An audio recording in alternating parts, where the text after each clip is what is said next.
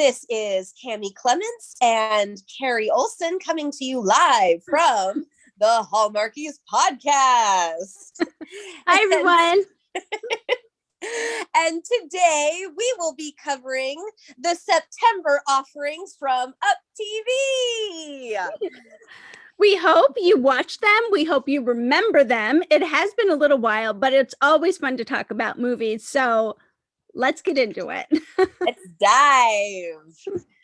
Okay, so movie number 1, A Vineyard Romance. Now, for the very non-wine connoisseur, such as myself, this wasn't entirely my cup of tea, just because I know nothing about wine.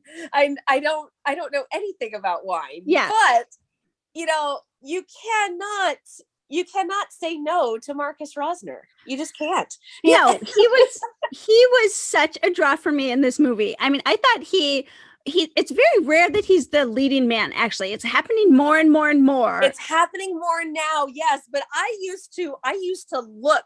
I was constantly searching, like, okay, where is he the leading man? Where is he he's always the second guy. He's always the guy who doesn't get the girl, the poor man.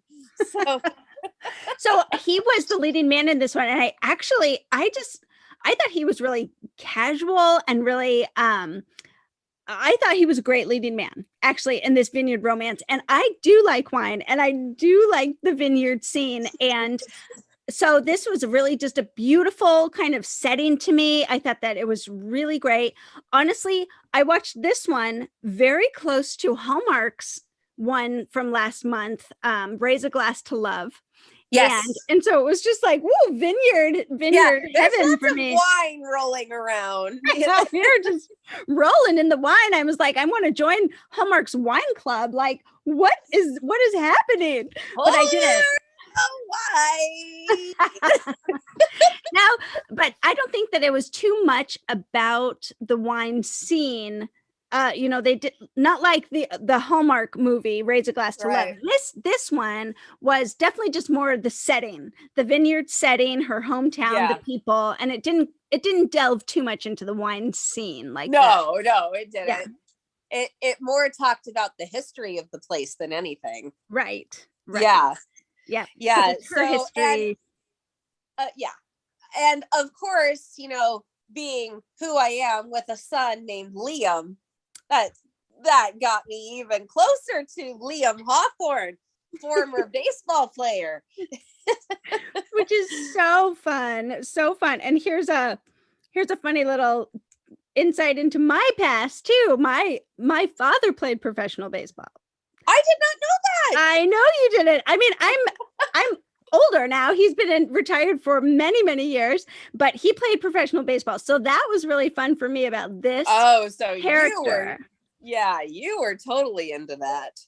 I was loving it. I was like, yeah, these guys have to find like a second career because baseball doesn't last forever, So yeah, for him to like do this wine business now and vineyard business with his brother, I thought that was really cool. Okay, so Sam's best friend, Julie, and Liam's brother, Alex. Yes. I gotta be completely honest with you. In that first scene that we see them when she is renovating her shop, I totally thought they were married. I totally have it in my notes. Like, I'm loving this best friend and her boyfriend. Like, yes, okay. I totally thought they were married. They were so easy and casual and comfortable with each other. I'm like, oh, okay. Yes. This is the best friend and her husband. And then to say, oh, you haven't asked Julie out yet. I'm like, wait, what? I know. And then they were a little too easy together, I guess. I mean, and also they gave us zero context, actually, like right away. They introduced these two characters and they really gave us zero context that they weren't a couple. He was right there. They were friends. Everyone was friendly. They looked so easy and great together that I was shocked when it became like a major second storyline that the two of them like each other and want to go out with each other, but they're nervous to ask each other out. I was like, no. In the beginning of the movie, you were standing side by side, bantering. What is this? You know? It was like, was that supposed to come later? Because they're totally together. Totally together. Well, and I thought it was so funny. Like, well, she took that well about Liam. I don't think she knows. Right. Oh, you know? That was be my favorite conversation between the two of them. I thought that was great. There were so many times that, because we're dealing with an old boyfriend. So we're dealing with an old boyfriend and people want to tell you something about him. And I totally understood her. Like, no, you don't need to tell me anything about him.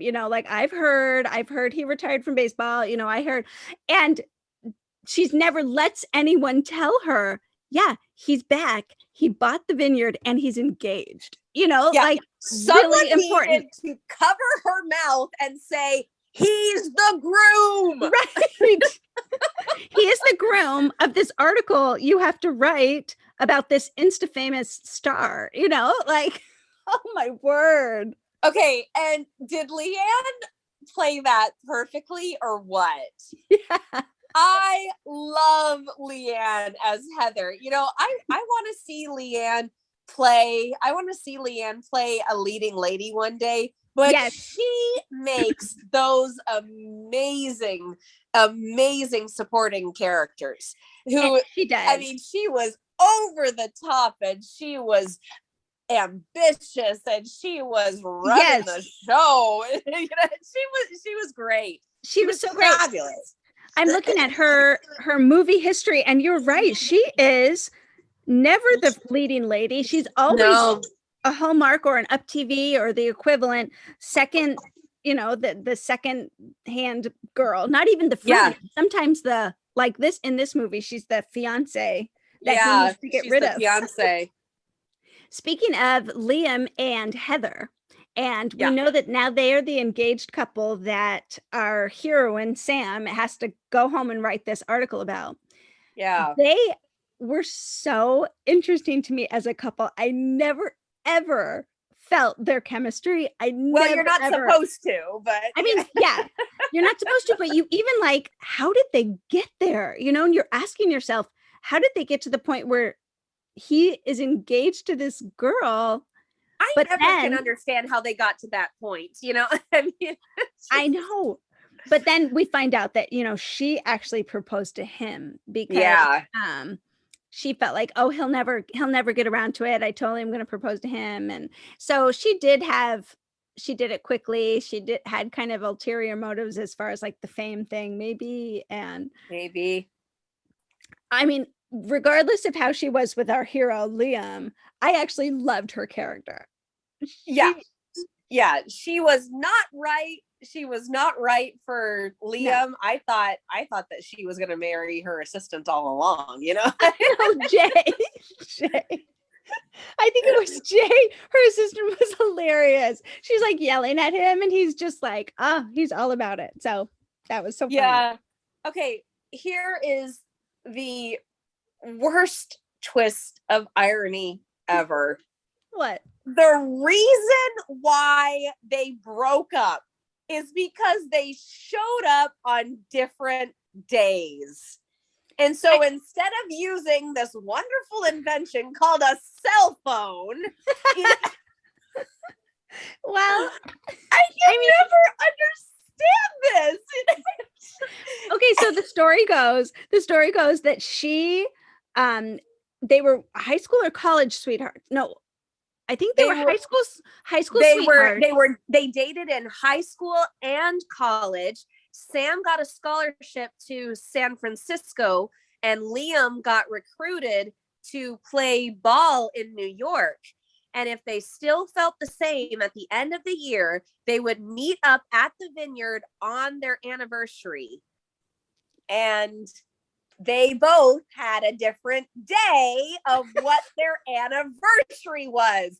Wouldn't you double check that when you're making the plans? Yes, I would double check that. But okay, I mean, so what are we considering our anniversary? So I show up on the right day. I could see, it feeling very obvious to both of them. Like, obviously we started dating this day. Obviously we started dating this day. But Yeah. we all have anniversaries of, when maybe you like your first date or your first kiss or your engagement or your wedding or your, So you have to specify which anniversary you're talking about. Yes. Well, that was very sad. And that was really, actually, I like storylines like that where they both feel wronged. They both feel wounded. Like they both feel like there was a misunderstanding and they had to clear that up. I thought that was fun. You didn't like it?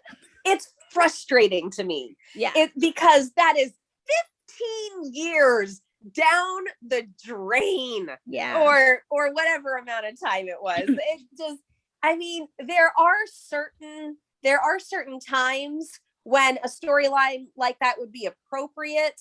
Right. Like let's say you move away and you don't have their number. But Right. these two dated for what, 8 years? somewhere between 6 and 8 years, they've got each other's numbers. And 1 year, they did not change their numbers in 1 year. And so instead of using this lovely invention we call a cell phone to say, hey, are you coming or do I move on? I mean, they just took the other's silence as the answer and went, really?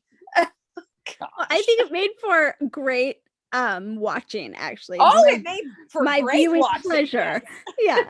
Yeah, to like come upon some of these details, like to have these misunderstandings for years, and because I thought they immediately had chemistry with each other.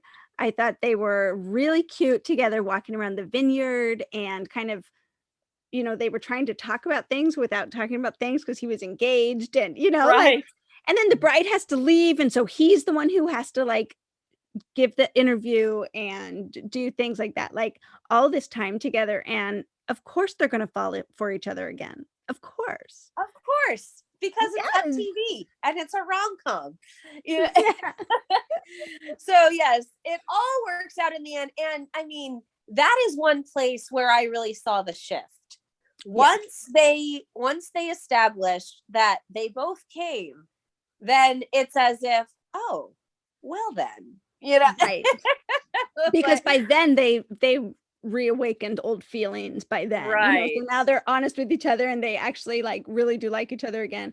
One thing I thought was so cute was that she's a writer at this place and she has to write this article, but she wants to be a romance writer. Like she wants to write she wants to be a novelist. Novels and books. And he at one point, like they run into each other and her belongings all scatter, and he kind of reads a little bit of her romance novel, and he doesn't, like, he just kind of takes it in stride. He doesn't make fun of it. He actually encourages her, and he's like, oh, I want to find out what happens next, to this character. And I thought that was really cute, actually. Just a sweet part of the movie. Very, very.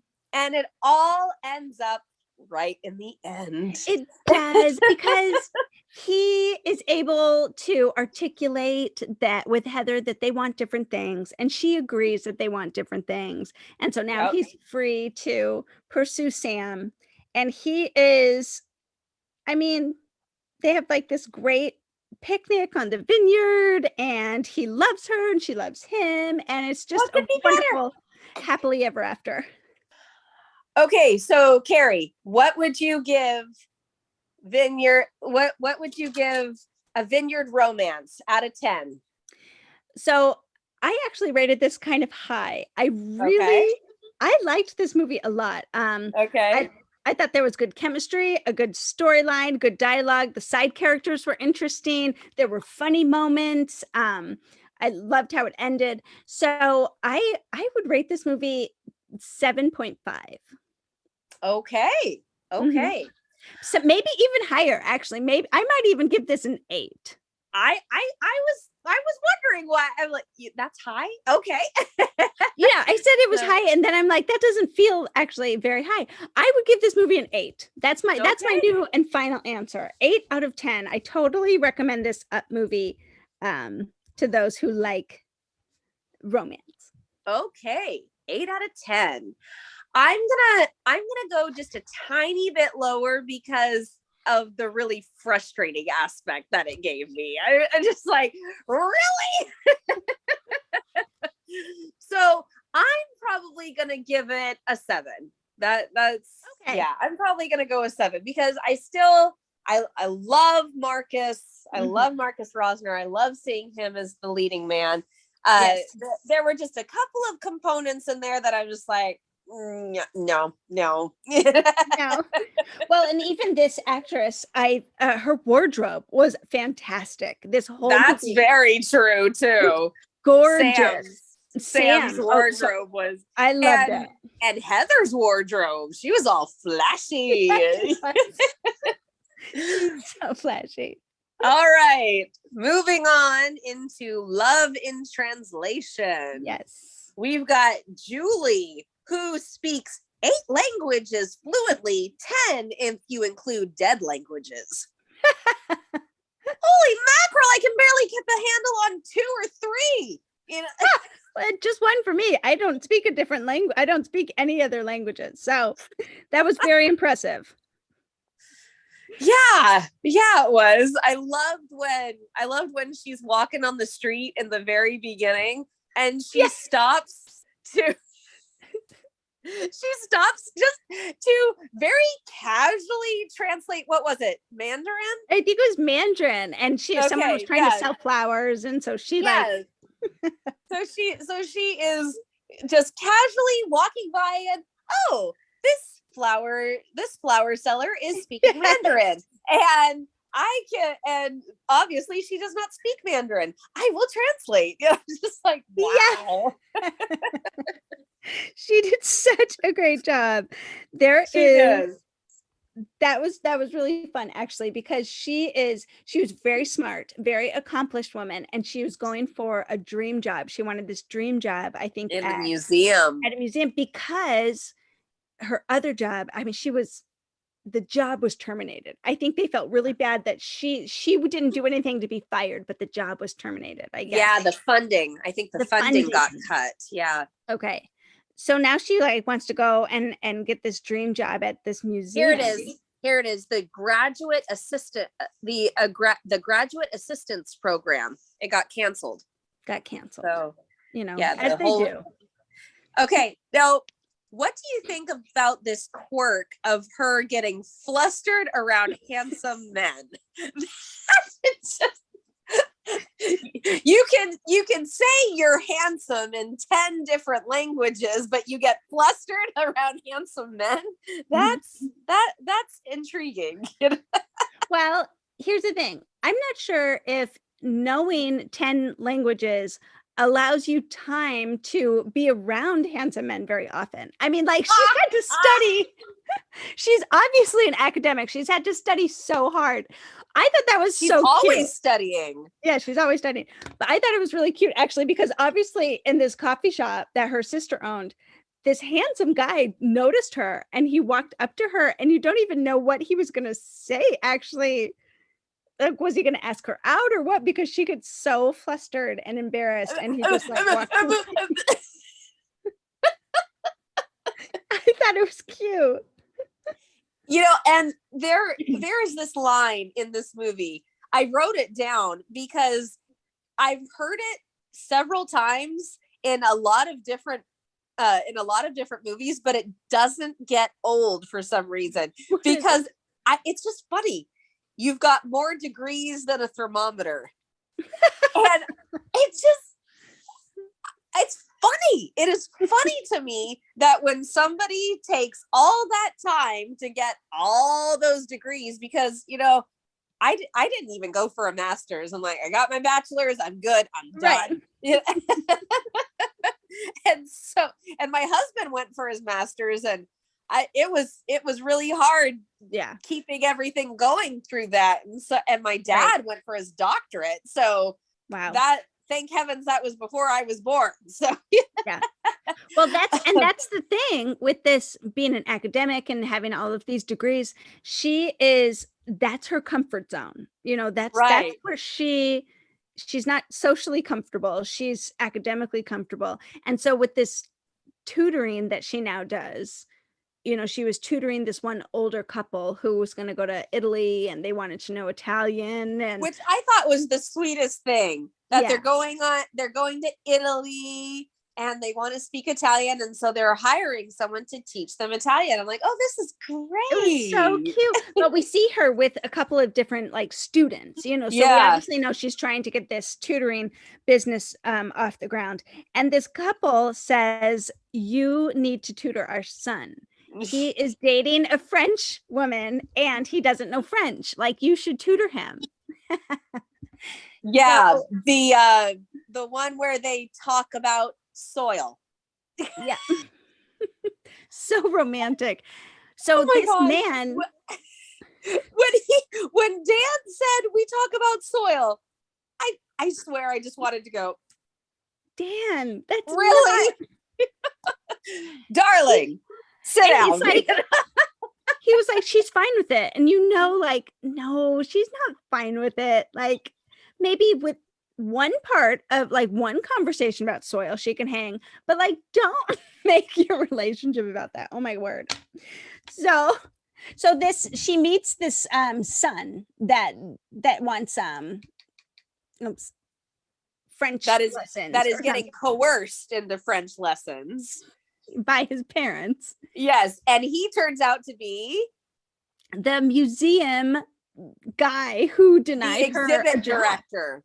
Yes, he's museum director the exhibit director the exhibit director who turned her down. Totally turned her down because she didn't have enough experience. I'm just like, really? You are going to turn down all of those degrees? Really? Right. So he even said, he opens up her resume and goes, that's impressive. I'm like, yeah, buddy, you think? Well, I think there was some miscommunication. He was looking for a dog sitter, and he thought right. Student, when he read student, he thought student, young, almost 20 or something. But here, this was an accomplished woman actually hoping for a different job than dog sitter. So anyway, they do some lessons, some French lessons, and start hanging out a little bit more. And I don't know, did you think they had chemistry? I think it was almost there. Yeah. I will admit there were a couple of times when it was a little lacking, but there were other times when I thought they nailed it. Like when he says, well, he finishes the sentence, you look, and then cut to him, amazing. Yeah. I thought that his reaction right there to her looking so beautiful was spot on. Yes. And just the way he was admiring her, he couldn't take his eyes off her, and all of that. I thought that in that scene at the gala, yes, and he was showing her off and he was proud to be with her. So I thought that it was pretty good right there. And you know what made me really appreciate his approach to their relationship? Yes, at the beginning, he was dating someone else, but he did break it off with Cosette before he tried to get something going with with our girl here, with Julie. And so I was like, oh my gosh, that's great. Like, wow, you never see that mid-movie, the guy just totally broke it off with her in order to pursue this our heroine Julie. But then Cosette comes back on the scene. Why did she come? Why did you fly all that way? She said she wanted to support him. What? You guys are broken up, but whatever. Broken up. That was weird, and that was a classic misunderstanding of, she sees She thinks something's going on. Julie thinks something's going She on with sees him. it from up in the Ugh. balcony of all places. I'm like, really? Come No. on. That's not what we want. But we do have to say that what ended up getting her this very coveted job is that she translated an ancient amulet. It turned out to be a gift to royalty, and nobody could read it because nobody could understand the language. And she was a little rusty, but she figured out what it said. And so they figured out together that this was no ordinary amulet. This was a gift to royalty, Wow. which is a very big deal in those ancient civilizations. So yeah. That was fun. That was really fun to That was fun. Yeah, like they made such a big deal out of her knowing these languages, but they actually used it in the story, like, which is something that does not always happen. No. Yeah. So that I liked that part about it. I'm like, yes, she is smart, and yes, look at her solving this, translating this amulet, and that he totally loved that. He like respected that, and she proved herself.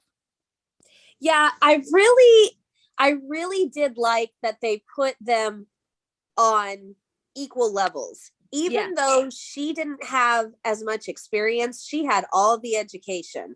And so he upped her on experience because he was the exhibit director, but she definitely upped him on a lot of other things, namely French, French, and I would even say education. So they were on equal footing. They were. Yeah. And they realized that, and they recognized that in each other, and they used that to like play to each other's strengths here in the job, but then also like, ooh, that was fun for them to discover. She definitely thought he was a handsome guy, and she wasn't flustered around him because, well, she was in the beginning. At the beginning. But slowly she became more comfortable. Slowly she became more just herself, like she could be herself. What did she say? Like, he comes up to her and she goes, "Oh no, pardon me, nothing," or something like that. She's like, no filter. Right? Yeah, it just comes out. I thought she was pretty adorable. I'd actually never seen her in. I don't think I had seen her in anything else. I'm looking at. I have not seen her in anything else, and I actually did like her. I thought that she had a great screen presence. I am not a huge multilingualist. For the most part, her Spanish did bug me a little bit because I'm a Spanish speaker. Yeah, I'm a Spanish speaker, and so her Spanish did bug me just the tiniest bit. But overall, I thought she had a great accent for all of the different languages that she spoke. And so I'm like, okay, because when you say things with an American accent, that can get really, really old really, really fast. Yes. And so I think that she worked really hard on making all of the languages sound different, which I was very impressed with. Yes, she did a great job at that. And I really like her name's Michelle. Oops, sorry, I'm not gonna get this right. Argrease. Yeah. Sorry, Michelle. But I thought she was great. I'd love to see her in more things coming up. And then this Corey Sevier is just CVA? Good. Yeah, CVA. Yeah. He's just a solid hero. I was just gonna say he's one of your solid guys. Yeah. He's just solid. And he had a good character. I liked him. And then I could tell you a couple other movies that he was in, recently. Wasn't it Love and Whitbrook? Yes. With Brittany Bristow. Yep. Yes. So he just has a real open face, real approachable kind of way about him. And I liked that the two of them together. I thought that they ended up with more chemistry than they began. Yeah, which is how it's supposed to be, right? Right. So. Exactly. All right. So what would you give Love in Translation? I would give this a 7 out of 10. Okay. Because like I said, I liked the characters. The story made sense, and it used these, used their strengths to move the story along, which I loved. I thought that they were very cute couple at the end when they, they had a great kiss and they said je t'aime, like using this language. Je t'aime. She had fun side characters. Honestly, her sister at the coffee shop was just so great. Lou, his parents, gotta love Lou. Yeah, his parents. There was a lot going for this movie. I did find it to be a tiny bit slow for some reason, like kind of in the middle, maybe toward the end here, but I liked it. I liked it a lot. So 7 out of 10 for me. What about you, Kami? I'm gonna go 7.75. Ooh, okay. What's your 0.75 up on me? It was, I liked it better than I liked Vineyard Romance. Okay. Maybe because they were both single. Single-ish. He was single-ish, yeah. I do think that the story kind of dragged on a bit, and so it needed a little bit of tightening up, but overall it was something we'd never seen before. Right. So yeah, it was a good solid entry. Mm-hmm. Also, I wrote this in my notes. The music cues were funny. Really funny? Yeah. You noticed that. I did. Yeah. I did. The music cues were funny. They had great timing.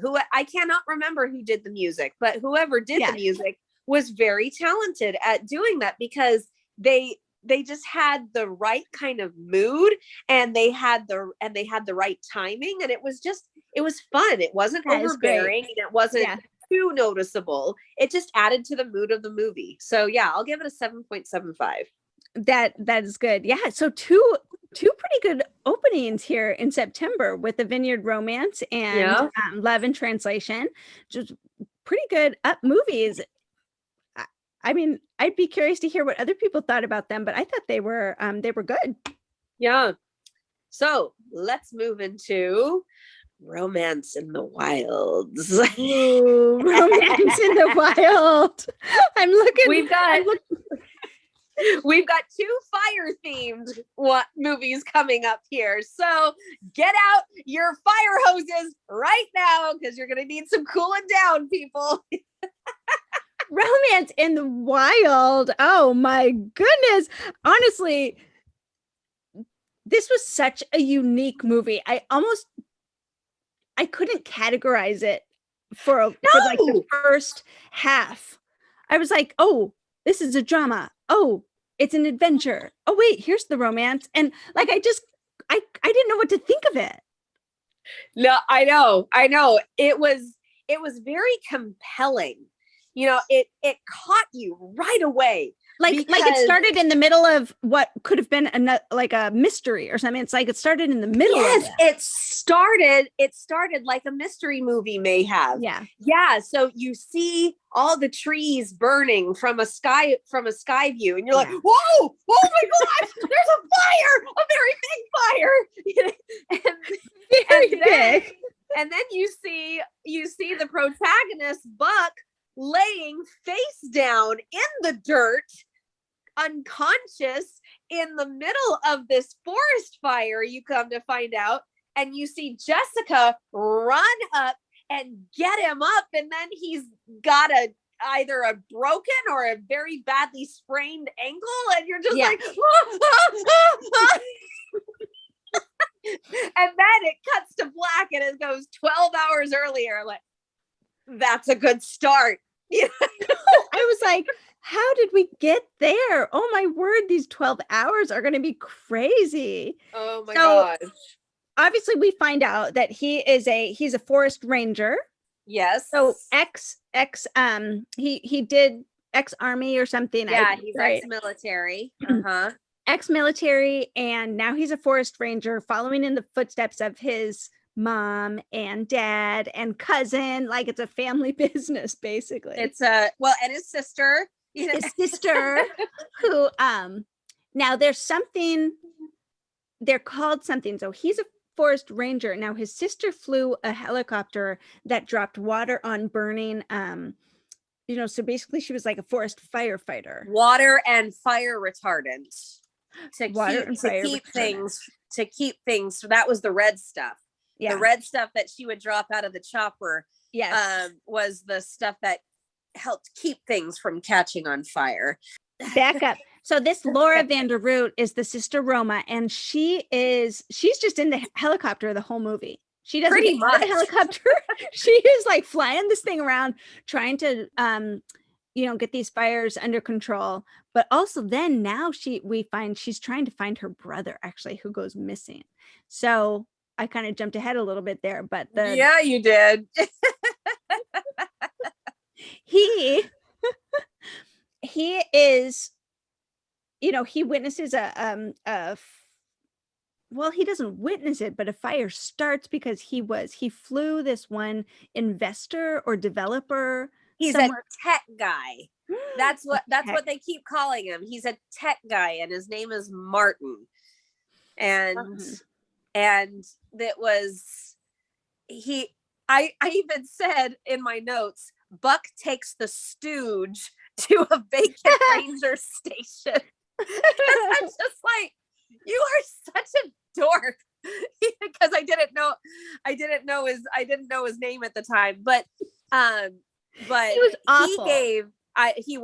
He gave the order to move sites, and so it was the machinery carelessly moving out that knocked over the gas cans, and that's what fire. And that's what started the fire, because an electrical storm came, hits, lightning strikes the empty pallets that have the gas poured all over them by the careless by the careless workers, and then that starts the fire. Okay, one thing before we move away from Martin the tech guy, aka the stooge, there is one thing that he says that I'm like, okay, you have purpose in this movie. Is when he says, oh, so you come by that stubble honestly. So often we just go right past that. Stubble is considered to be so attractive now that men leave stubble on purpose. Now, personally, that's not me. And so when Martin says, oh, so you come by that stubble honestly, and then Buck, without even missing a beat, says, well, it's been a busy season for brush fires. There's been no chance to renew my shaving club membership. I was like, oh, snap. But right then it gave him a reason to be a little scruffy. I'm like, okay, I can handle that now. Right. You need a reason. You need to be I need a reason. You like a fresh face. I know that. I do. You like fresh. I do. It's clean shaven. I don't like the facial hair. It's just not me. A guy can still be attractive with facial hair. I just don't prefer it. Right. So tell us how Buck then now runs across Jessica. Okay, so Jessica is a geologist. She is studying rocks, and she has taken up a lease in the vacant ranger station that Buck didn't know about. He said, no one's been here since my grandfather. Like, little bit of miscommunication there, I see. So, but she's there with her dog, and she's studying rocks. To be completely honest, I don't exactly know why she is in that particular spot, other than, people do studies in particular spots all the time. Yeah. Just to figure out how the lay of the land works in that area. So I don't know. I'm not a geologist. I have no idea. But no, I don't either. And I'm not exactly sure that they told us why, except that she's a geologist and there was this grant and she's doing this study in science, and she had been there for a while. Now he discovers her because he was going to show this tech guy, Martin, a different location that, and Martin's like, yeah, I like this. Let's take it over. And she's like, hey, I'm here. I'm here doing stuff. I know. This And is he like just goes where I'm completely living. over it. Like, now. Like, Yeah. what? So then here we go. Buck leaves, takes Martin away. They get the news that there's a big forest fire. He's like, okay, I just met this girl who's in isolation. I got to go back for her. Well, he totally liked her. I mean, he totally was intrigued. He liked by her right away.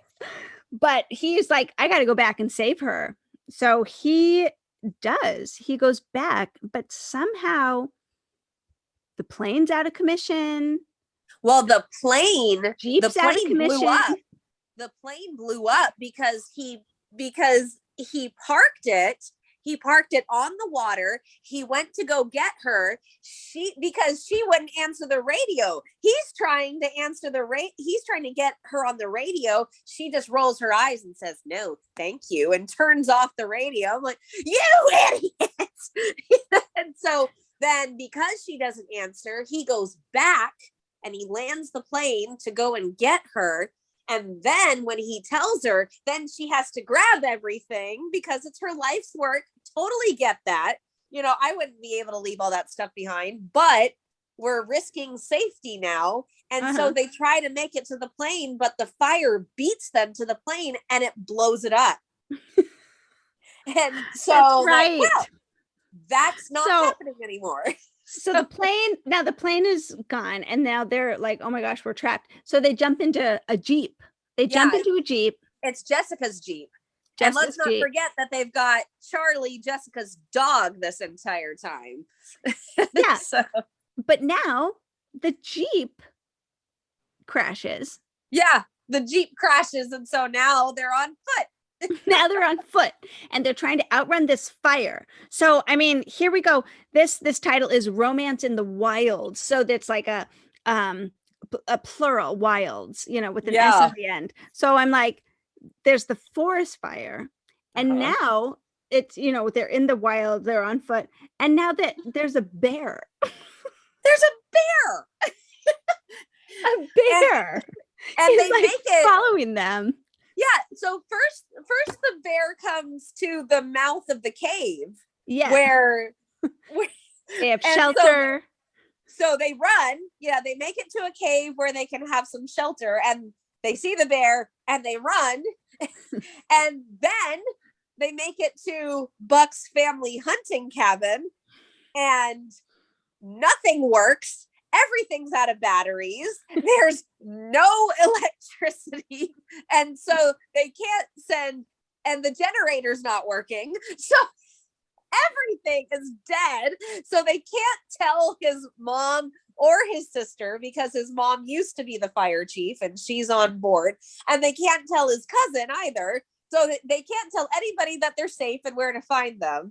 No. And then the bear comes to the cabin. And the bear comes to the cabin. And meanwhile, there's the fire still raging, in the forest. And, through it all, they have a romantic connection. I mean, obviously, like things, he is an adrenaline junkie. I mean, you can tell he is like this hero. He's loving this. She's kind of loving it too. He did two tours in Afghanistan, and he worked with the canine units. And so he was having a little bit of PTSD when he was with seeing Charlie. But then when he comes back, Charlie starts barking at him and he goes, down. Charlie totally listens to him. Yeah. So he's just kind of loving this adventure. He's like, we're going to get out of here.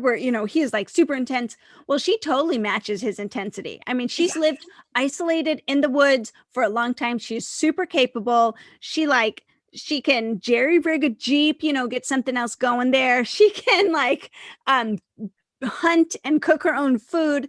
She can get a radio going from kitchen supplies or whatever. She is in it with him, and he is just starry-eyed and over the moon, falling in love with this girl who can hang with him in the woods. I mean, these two are not going to be content with suburban life. I mean, these are the two who are going to be seeking out adventure together for the rest of their lives. Like they Well, and one thing that I really loved is one thing with disaster movies is you have to play it right, because if you are not constantly trying to survive, then it falls flat. Yeah. You know, if you give up way too easily, it falls flat.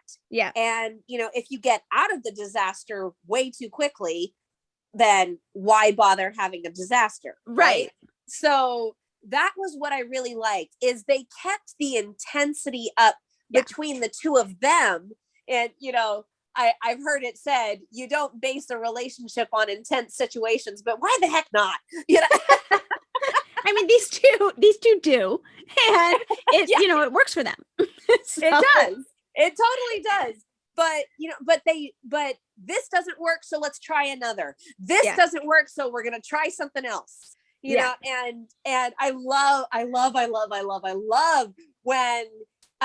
when she is trying to start.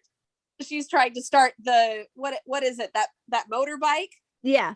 And it's like, you know how to do that. Like, I went through a bad boy stage. I went through a bad boy phase in college, but then you never would have dated me. And like, well, that I got out of that phase really early.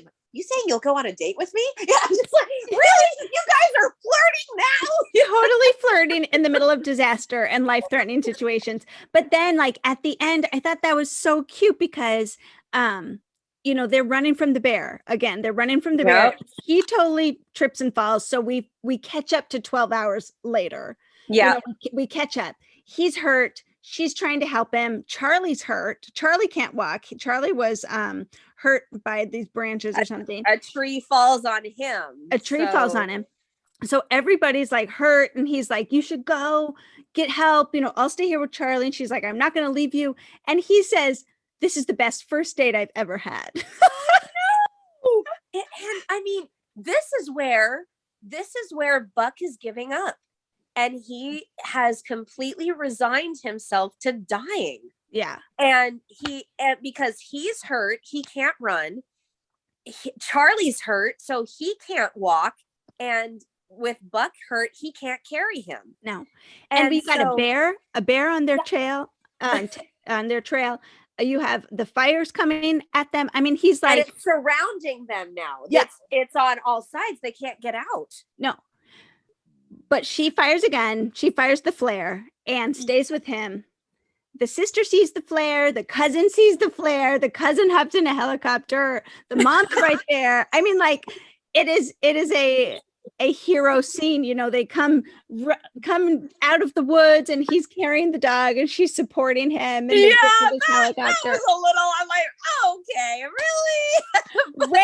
It's raining now, and they're like, yay, it's raining, and they have these flashbacks to their 12-hour relationship, and it is just goofy. Like, it's a little bit of a goofy ending. They did not need that minute of flashback over the 12 hours. I thought looking back over the 12 hours was kind of sweet. I didn't think it was goofy. Yeah. But I thought it was goofy. I thought it was a teeny bit over dramatic with the, I will say, I thought it was a teeny bit over dramatic the way she shot the flare gun and the way it had them coming out of the smoke. I'm like, okay, that's a little much. But I will say that kiss. Whoa, that kiss. That was a nice kiss. Oh, that was intense. Because it was gonna die. We're gonna die here together. Yeah, because he can't go. She's not gonna leave him. And then just bang, the two of them make contact.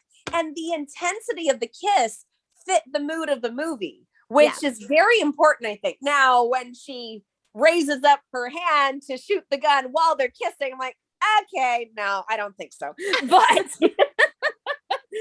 but that kiss was incredible. And then it wasn't their only one, which was really cute. So at the very end, when they're like talking, and she gets this grant, and she gets to do it's a week later. It's a week later. Yeah, you know, he reconciles with his mom because they had something going with like dad, you know, like they had some past hurts. Just didn't talk about feelings and No. didn't let him say goodbye to his father. Yeah. Because he was in Afghanistan and she didn't want him to lose focus. Yeah. And so he didn't get a chance to say goodbye to his father. And that was still bothering him. Yeah. So he reconciles with his mom. He wants to introduce Jess to his family. They're really, really cute together. She gets a new grant and a great building to actually work in and do her science. And then they totally kiss and they check out the new building. And I mean, it is cute. A cute that ending last kiss. I'm like, now that is what a last kiss is supposed to look like. Really good. It was good. Yeah. It was a good last kiss. And I also really like that he's gonna get some help. He's gonna talk to somebody about his PTSD because he hasn't gotten over a lot of it. And and he's gonna stop being the hero and he's gonna let someone save him for once. Yes. So except for a couple of little things, this movie worked for me. I really what would you rate it? Oh gosh. I think I'm gonna go an 8.9. Wow, it totally worked for you, didn't it? It did. It worked for me. What about you? You know, I'm a little lower than that. I am actually a 6.5. Oh, because I know a lot lower. A lot lower. I'm a 6.5 because okay, maybe I need to see it again, but I didn't expect what it was. It was intense. It was more of a drama. Like it was like action packed. They had this connect. I don't know. Like I wasn't ready for it. And I think the whole time I was like, whoa, whoa, whoa.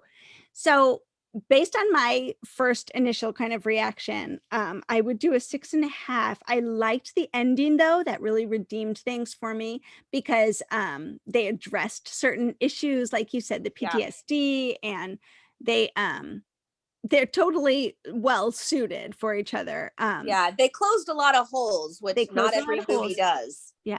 I mean, just there was a lot of, like, we can't find him. Where is he? He's going to make it. Buck, like there was a lot of conversation like that I just was like, okay, that is true. Yeah. Yeah. So I'm 6.5 for this one.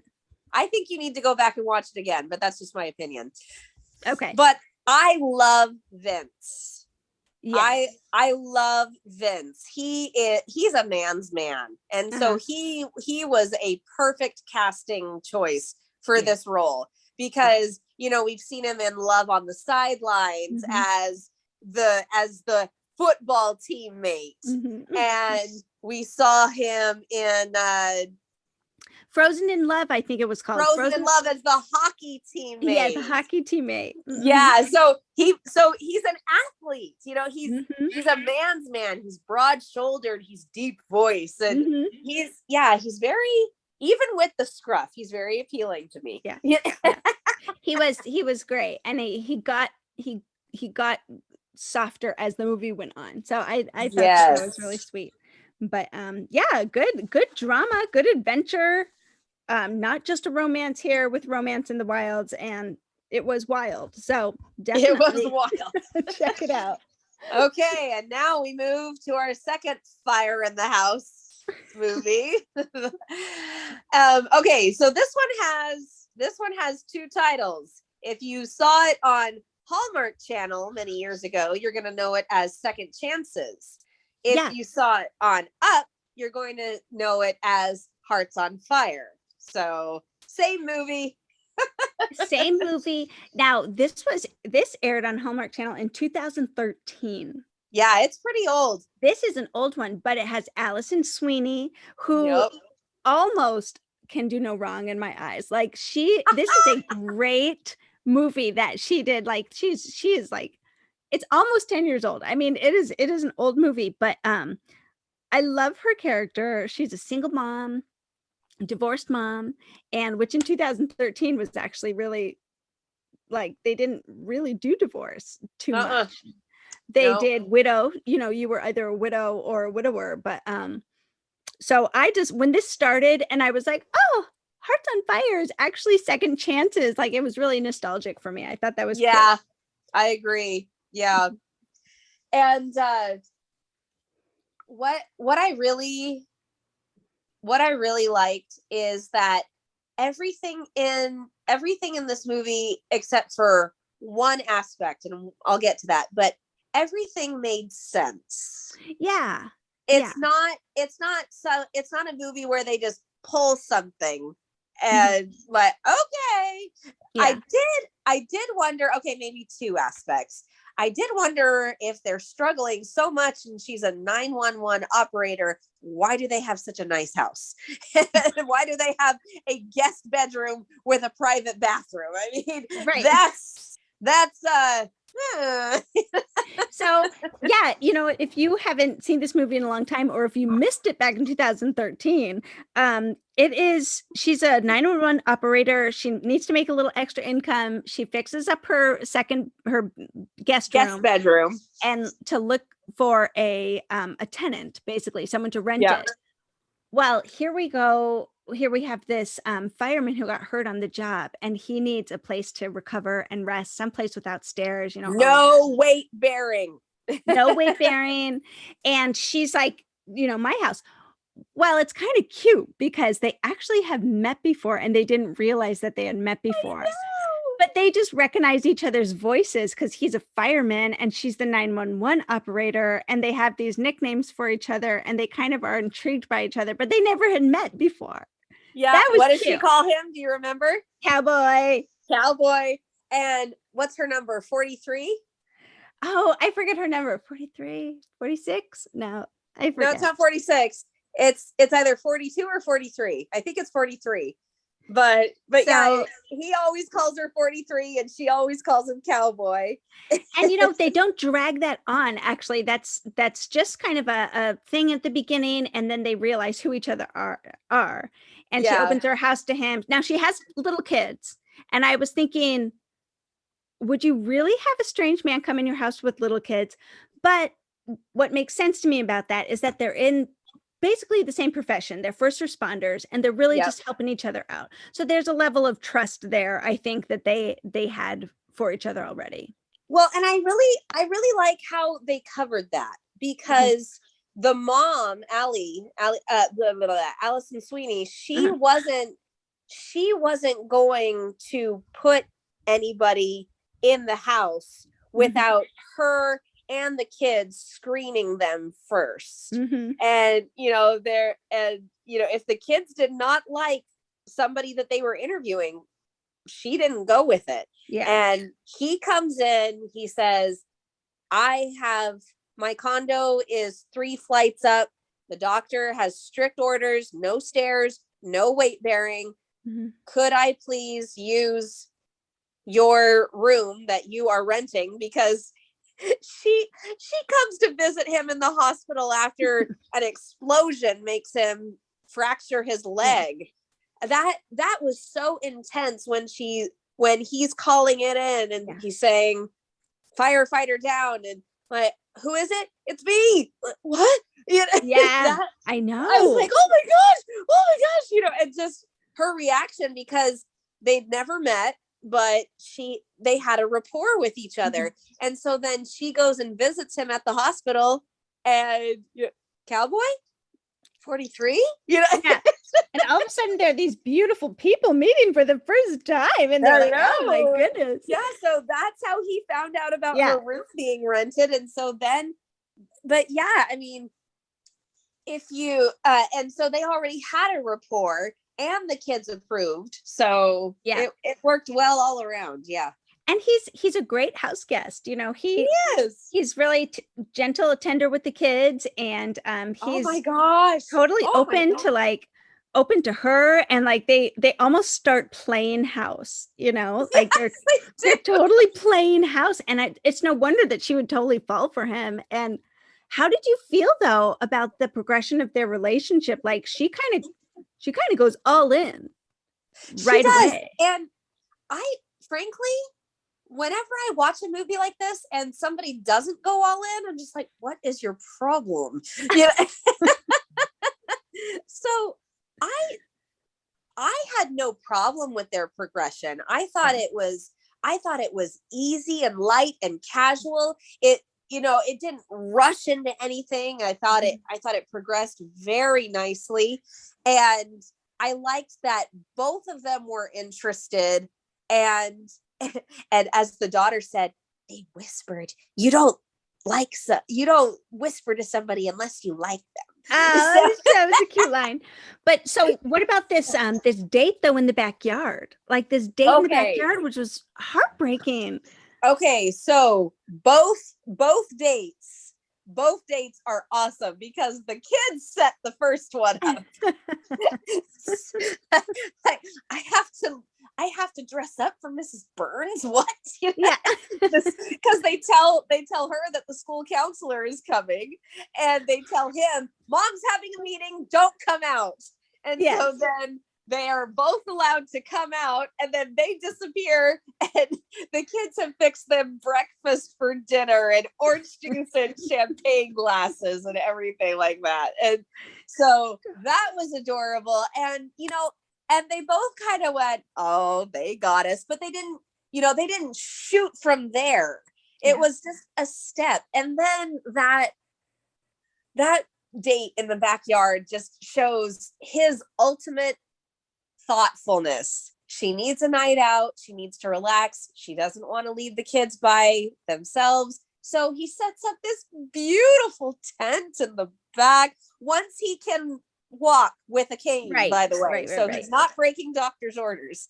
And so has this beautiful tent in the back with lights, and he got both kids like I think burner phones so they could so they could call in an emergency if they needed to. And it was and then they kiss in the backyard in the tent with the lights. It's so beautiful.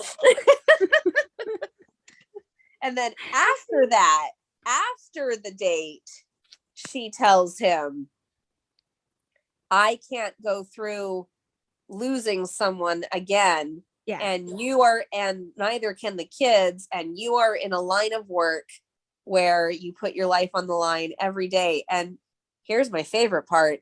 They weren't afraid to use the L word. Right.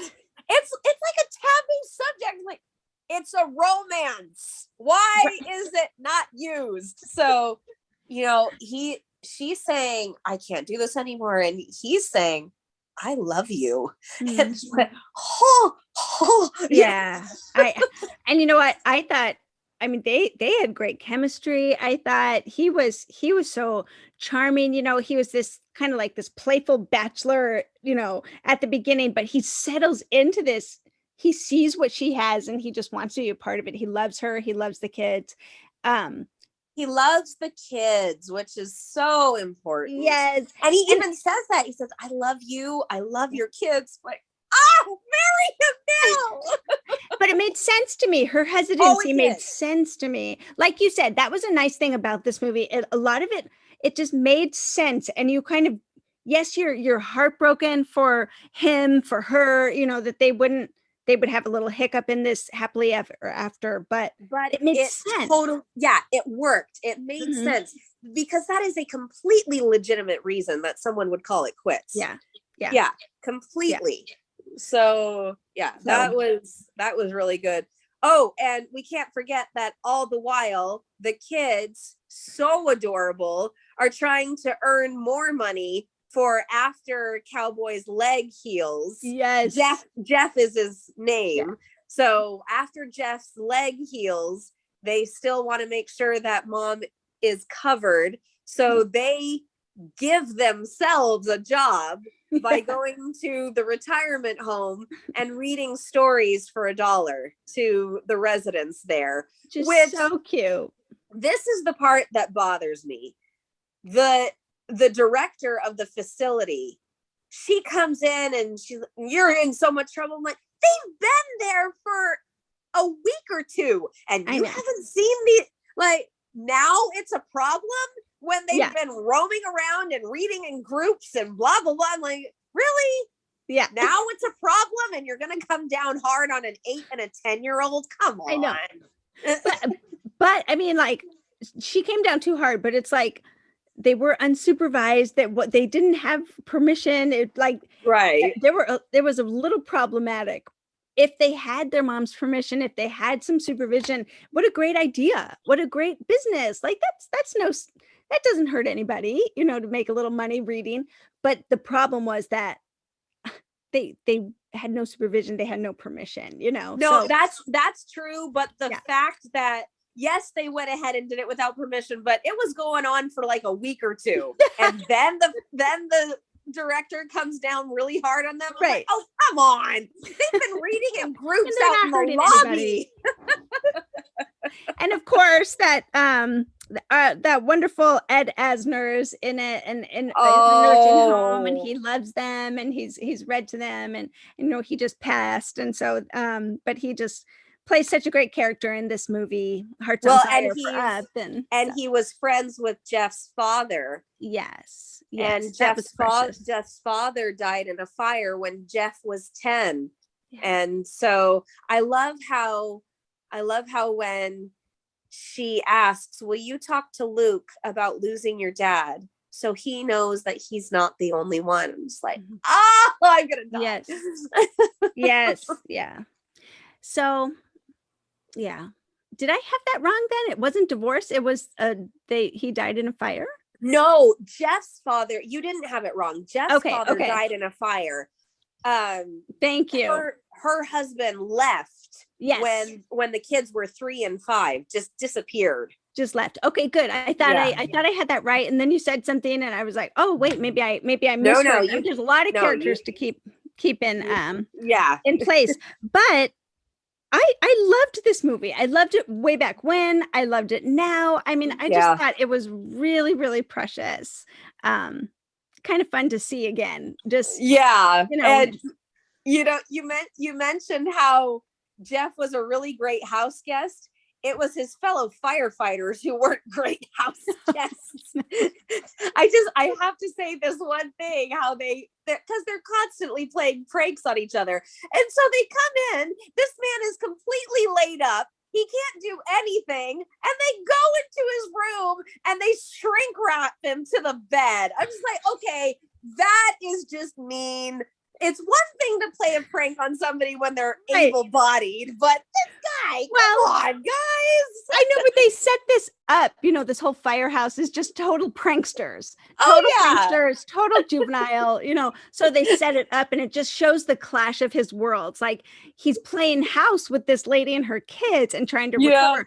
And yet here's these pranksters that come in, and he's like, okay, I got to be done with this. I am done with this. But because what was it? Oh, it was Tabasco sauce in the Oreos. Yes, that's right. That's right. Okay, so Kari, what would you give this one? Yeah, this one is just so good and so classic to me that I can't help, maybe for nostalgia reasons, but give it an 8.5. It's pretty high. Yeah.